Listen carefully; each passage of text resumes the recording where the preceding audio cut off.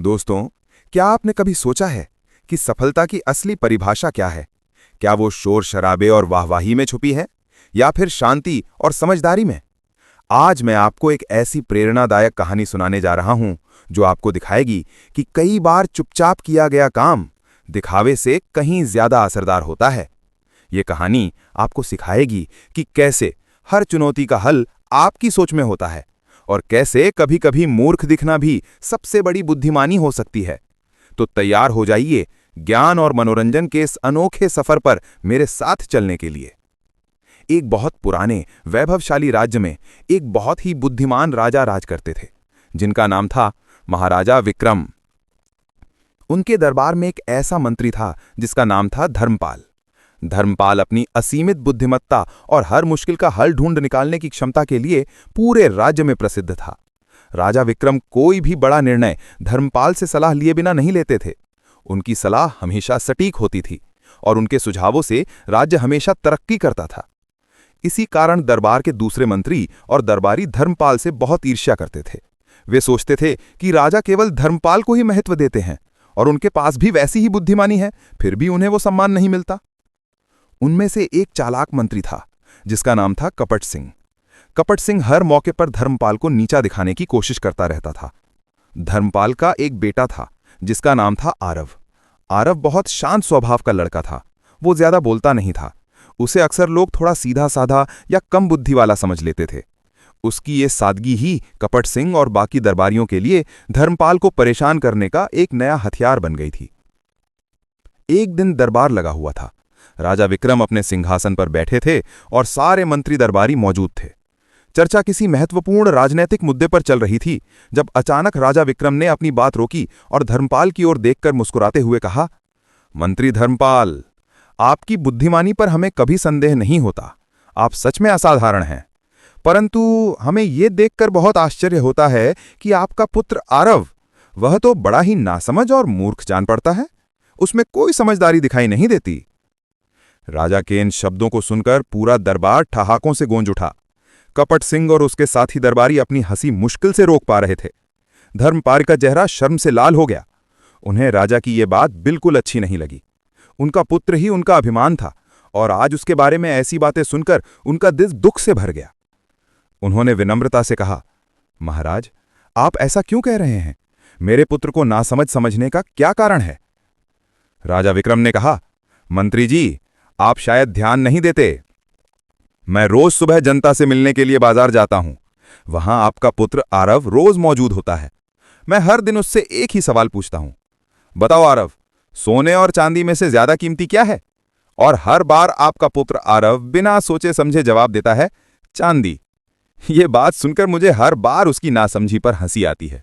पूरा बाजार उसे देखकर हंसता है। राजा की ये बात सुनकर दरबार में एक बार फिर हंसी का शोर मच गया। धर्मपाल और भी ज्यादा शर्मिंदा हुए। उन्होंने कुछ नहीं कहा, बस राजा को नमन किया और मन ही मन दुखी होकर अपने घर की ओर चल दिए। उनके मन में बस यही विचार चल रहा था कि आरव इतना समझदार होकर भी ऐसी बेवकूफी क्यों करता है। घर पहुंचते ही धर्मपाल सीधे आरव के कमरे में गए। आरव अपनी किताबों में डूबा हुआ था। धर्मपाल ने आरव को पास बुलाया और बड़े प्यार से पर चिंता से पूछा, पुत्र आरव, मुझे बताओ, सोने और चांदी में से ज्यादा कीमती क्या है? आरव ने बिना एक भी पल भी सोचे जवाब दिया, पिताश्री, सोना। धर्मपाल आश्चर्यचकित हो गए। उन्होंने कहा, जब तुम जानते हो कि सोना ज्यादा कीमती है तो तुम राजा साहब को रोज गलत जवाब क्यों देते हो? क्यों कहते हो कि चांदी ज्यादा कीमती है? तुम्हारी इस बात के कारण आज पूरे दरबार में मेरा उपहास हुआ है। आरव मुस्कुराया।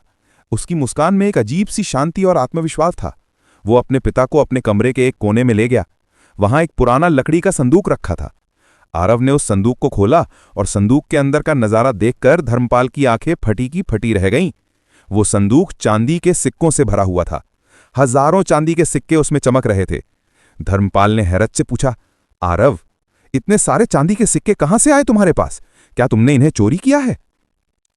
आरव ने कहा, नहीं पिताश्री, ये वो सिक्के हैं जो मुझे हर सुबह महाराज देते हैं। ये सुनकर धर्मपाल और भी ज्यादा भ्रमित हो गए। क्या मतलब, महाराज तुम्हें हर सुबह सिक्के देते हैं? आरव ने बताया, पिताजी, महाराज रोज सुबह बाजार में आते हैं, जनता से मिलते हैं। हर दिन वो मुझे बुलाते हैं। वो मेरे सामने 2 सिक्के रखते हैं, एक सोने का और एक चांदी का, और मुझसे पूछते हैं, बताओ आरव, इनमें से कौन सा ज्यादा कीमती है और कौन सा लेना चाहोगे? मैं हर बार चांदी का सिक्का उठा लेता हूं और कहता हूं, महाराज चांदी ज्यादा कीमती है। और जब मैं चांदी का सिक्का उठाता हूं तो महाराज जोर से हंसते हैं। बाजार के लोग भी हंसते हैं। वे सोचते हैं कि मैं कितना नासमझ हूं जो सोने को छोड़कर चांदी उठा लेता हूं। महाराज हंसते हंसते चले जाते हैं और मैं चांदी का सिक्का लेकर घर आ जाता हूं। आरव ने एक गहरी सांस ली और बोला, अगर मैं एक दिन भी महाराज को सही जवाब दे देता, अगर मैं एक दिन भी सोने का सिक्का उठा लेता, तो महाराज मान लेते कि मैं समझदार हूं। और अगर उन्होंने मान लिया कि मैं समझदार हूं तो वो मुझसे ये सवाल पूछना बंद कर देंगे। और जिस दिन उन्होंने सवाल पूछना बंद कर दिया, उस दिन मुझे रोज मिलने वाला चांदी का सिक्का भी बंद हो जाएगा। पिताश्री, मैं रोज एक चांदी का सिक्का पा रहा हूं, सिर्फ इसलिए क्योंकि मैं नासमझ होने का दिखावा कर रहा हूं। अगर मैं एक दिन की बुद्धिमानी का दिखावा करके एक सोने का सिक्का ले लूं, तो मैं हमेशा के लिए रोज मिलने वाले चांदी के सिक्के खो दूंगा। मुझे एक सोने के सिक्के से ज्यादा रोज मिलने वाले चांदी के सिक्के पसंद हैं। और महाराज को भी इस खेल में मजा आता है। उन्हें मेरी नासमझी पर हंसना पसंद है। तो अगर मेरा थोड़ा सा उपहास उन्हें खुशी देता है और मुझे रोज चांदी का सिक्का मिलता है, तो इसमें बुराई ही क्या है? आरव की बातें सुनकर धर्मपाल निश्शब्द रह गए। उनकी आंखें गर्व और आश्चर्य से भर गईं। उन्हें अपने बेटे पर, जिसे उन्होंने कुछ देर पहले मूर्ख समझा था, अब असीमित गर्व हो रहा था। आरव की बुद्धिमानी इतनी गहरी थी कि उसे समझने के लिए भी बुद्धिमान होना जरूरी था। लोग आरव को मूर्ख कहते थे, पर आरव की समझदारी ऐसी थी जिसे हर कोई नहीं समझ पाता था। यह दिखावे ना करने की, चुपचाप सफलता अर्जित करने की कला थी। उस दिन के बाद जब भी कोई दरबारी या स्वयं राजा भी आरव को नासमझ कहता, तो मंत्री धर्मपाल मुस्कुरा देते। उनके चेहरे पर एक ऐसी शांति और गर्व होता जिसे कोई नहीं समझ पाता। उन्हें पता था कि उनका बेटा सिर्फ एक चांदी का सिक्का नहीं उठा रहा था, बल्कि वो जीवन का सबसे बड़ा पाठ सीख रहा था, धैर्य का, दूरदर्शिता का और सच्ची बुद्धिमानी का। दोस्तों, ये कहानी हमें जीवन के कई गहरे सबक सिखाती है। अक्सर हम दिखावे की दुनिया में जीते हैं।